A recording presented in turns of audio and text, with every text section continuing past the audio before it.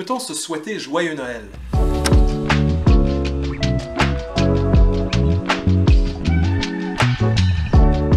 Mon nom est Sébastien Daune, je suis professeur en études bibliques à l'Université Laval à Québec. Je viens de sortir un petit livre qui pose la question, pas pour savoir s'il faudrait plutôt dire joyeuse fête pour être plus consensuel, mais pour réinvestiguer qu'est-ce que cette joie associée à Noël. Bon, il y a ça, ce lien-là entre Jésus et Noël qui va pas de soi. On penserait que oui, mais non.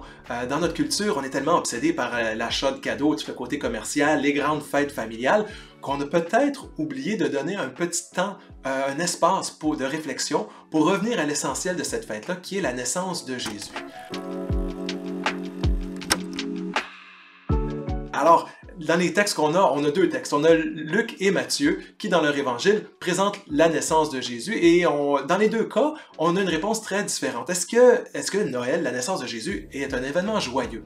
En Matthieu, on dirait non, mais non parce que on a Hérode qui va chercher à tuer les enfants de Bethléem pour tuer ce Jésus, cette famille qui vient d'accoucher, qui doit s'enfuir, aller en Égypte. Donc on est dans, autant au début qu'à la fin de l'Évangile, on a les autorités de Jérusalem qui cherchent à tuer Jésus.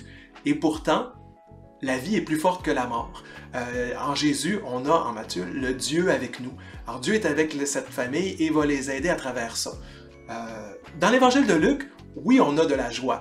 Très clairement, les anges qui chantent le gloire à Dieu. Il y a l'enfant qui bondit dans le ventre d'Élisabeth quand elle rencontre Marie qui est enceinte. Elle bondit de joie. Donc, on a cette joie-là dans l'Évangile de Luc. Sauf qu'on a quelque chose de plus. C'est pas juste une joie passagère. Il y a quelque chose de très profond et même de subversif.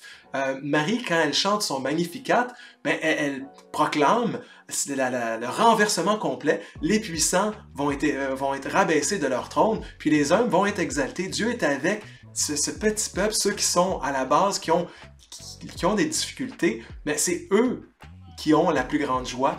Et à l'inverse, ceux qui se croient en haut vont être abaissés. Donc bref, il y a un renversement, il y a quelque chose de paradoxal dans ce récit de naissance en Luc.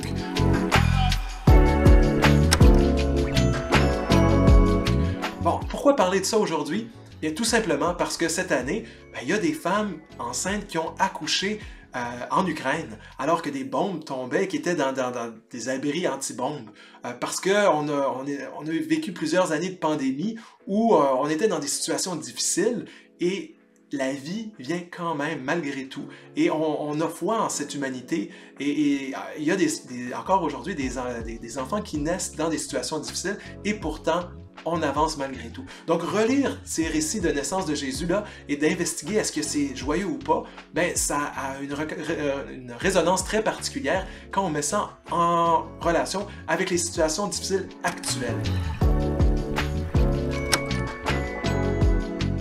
Donc, pour finir, je pense qu'on peut se souhaiter joyeux Noël à l'avance. Vous pouvez m'écrire aussi par Twitter, Facebook, sur YouTube. Vous pouvez me retrouver. Et surtout, si vous avez pris le temps de lire ce livre-là pour me donner vos réactions. Sinon, joyeux Noël à vous. Puis, prenons le temps de repenser à ce qui était aux origines de cette fête.